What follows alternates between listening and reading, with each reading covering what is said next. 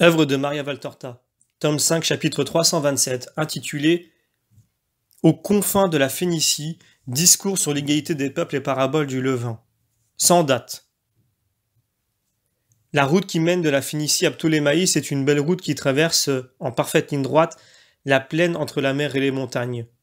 Elle est bien entretenue et très fréquentée. Elle est souvent coupée par de plus petites routes qui vont des villages de l'intérieur à ceux de la côte.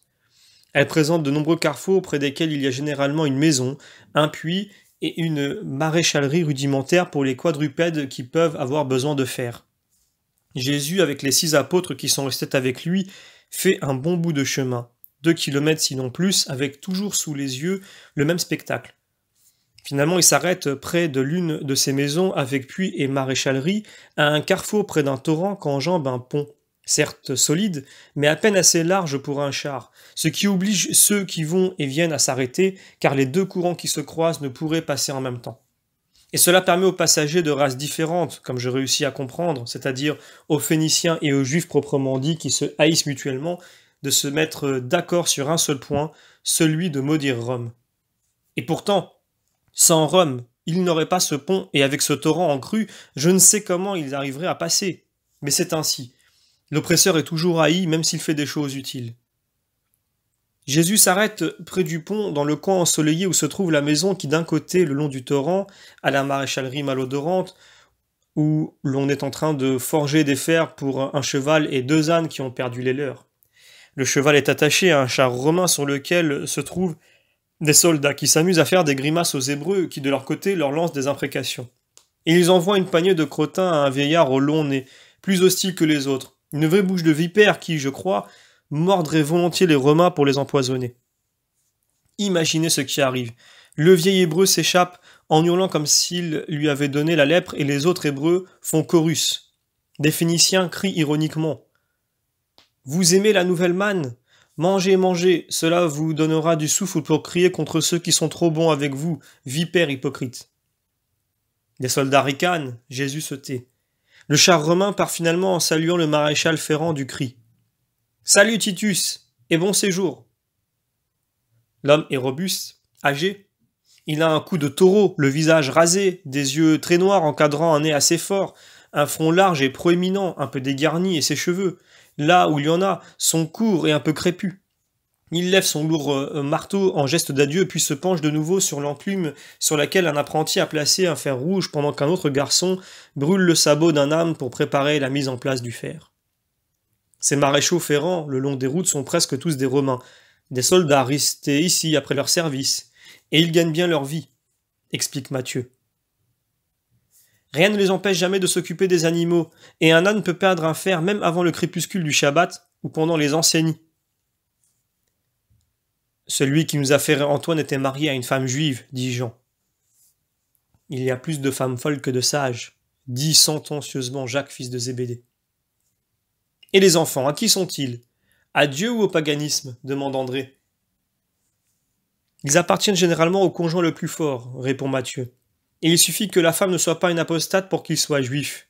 Car l'homme, ces hommes, laissent faire. Ils ne sont pas très fanatiques, même dans leur Olympe. Je crois que désormais ils ne croient plus qu'à l'argent. Ils ont beaucoup d'enfants. Union méprisable pourtant, sans une foi, sans une vraie patrie, odieux à tout le monde, marmonne Jude. Non, tu te trompes. Rome ne les méprise pas, au contraire elle continue à les aider. Ils lui sont plus utiles ainsi qu'en portant les armes. Ils pénètrent chez nous par la corruption du sang plus que par la violence. C'est plutôt la première génération qui souffre, puis ils se dispersent et le monde oublie, dit Matthieu qui paraît très au courant. Oui, ce sont les enfants qui souffrent, mais aussi les femmes juives mariées dans ces conditions. Pour elles-mêmes et pour leurs enfants. Elles me font pitié. Personne ne leur parle plus de Dieu. Mais cela n'existera plus à l'avenir. Alors il n'y aura plus ces séparations de créatures et de nations, car les âmes seront unies en une seule patrie. La mienne, dit Jésus, jusqu'alors silencieux. Mais alors elles seront mortes, s'écrie Jean. Non, elles seront rassemblées en mon nom. Plus de Romains ou de Libyens, de Grecs ou d'habitants du pont, d'Ibères ou de Gaulois, d'Égyptiens ou d'Hébreux, mais des âmes du Christ. Et malheur à ceux qui voudront discriminer ces âmes, toutes également aimées par moi et pour lesquelles j'ai également souffert selon leur patrie terrestre. Celui qui agira ainsi montrera qu'il n'a pas compris la charité, qui est universelle. Les apôtres se rendent compte du reproche voilé, et ils baissent la tête en silence. Le bruit du fer battu sur l'enclume s'est tu, et déjà les coups se ralentissent sur le dernier sabot d'âne. Jésus en profite pour élever la voix et se faire entendre de la foule. Il semble continuer le discours à ses apôtres. En réalité, il parle aux passants et peut-être aussi à ceux qui sont dans la maison, des femmes certainement, car il passe dans l'air tiède des appels de voix féminines. Même si elle paraît inexistante, il y a toujours une parenté entre les hommes, celle de la provenance d'un créateur unique. Si par la suite les enfants d'un père unique se sont séparés, cela n'a pas changé leur lien d'origine, de même que le sang d'un enfant ne change pas quand il renie sa maison paternelle. Le sang d'Adam est toujours resté dans les veines de Caïn, même après que son crime l'a fait fuir de par le vaste monde. Et dans les veines des enfants nés après la douleur d'Ève, pleurant sur le cadavre de son fils, c'était le même sang qui bouillait dans les veines de Caïn éloigné. Il en est de même, et à plus forte raison, de l'égalité entre les enfants du Créateur. Perdus? Oui. Exilés? Oui. Apostats? Oui. Coupables? Oui. Parlant de langues différentes et ayant une foi différente que nous abhorrons? Oui. Corrompus par l'union avec les païens? Oui.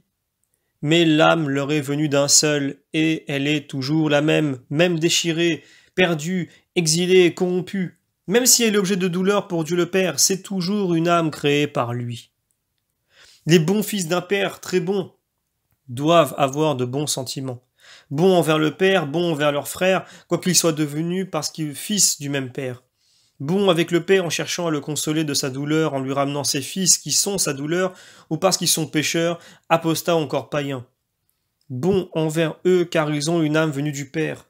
Enfermés dans un corps coupable, souillés, abrutis par une religion erronée, mais toujours une âme du Seigneur semblable à la nôtre.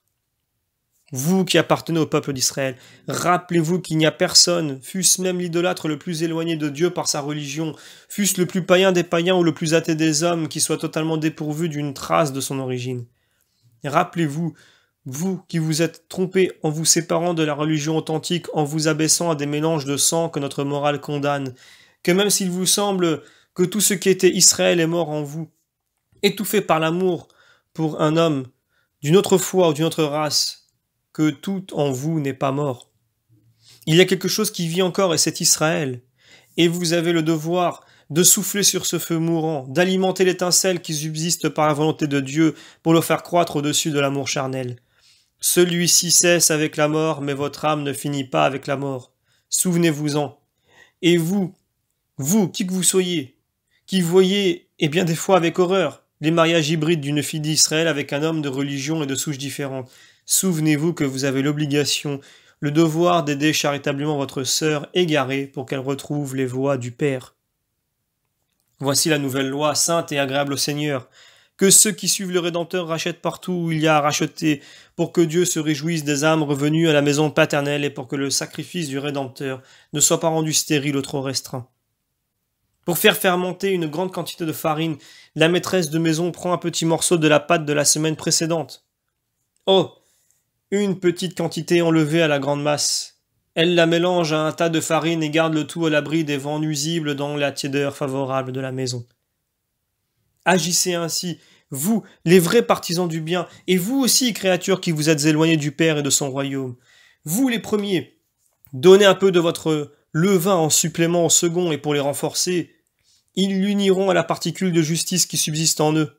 Et les uns comme les autres, gardez le levain nouveau à l'abri des forces hostiles du mal, dans la tiédeur de la charité, selon ce que vous êtes, ou maître de vous, ou n'ayant en vous qu'un reste résistant, même s'il est désormais affaibli. Resserrez encore les murs de la maison, de la religion commune autour, de ce qui fermente dans le cœur d'une coreligionnaire égarée, pour qu'elle se sente encore aimée par Israël, encore fille de Sion et votre sœur, pour que fermentent toutes les bonnes volontés, et que le royaume des cieux vienne dans toutes les âmes et pour toutes les âmes.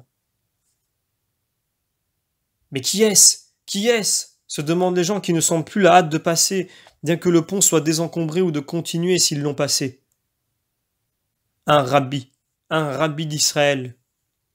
Ici, à la frontière phénicienne, c'est la première fois que cela arrive. Et pourtant c'est ainsi. Aser m'a dit que c'est celui qu'on appelle le saint. Alors, Peut-être qu'il se réfugie parmi nous parce que là-bas, ils le persécutent. Ce sont de ces reptiles. Tant mieux s'il vient chez nous, il fera des prodiges.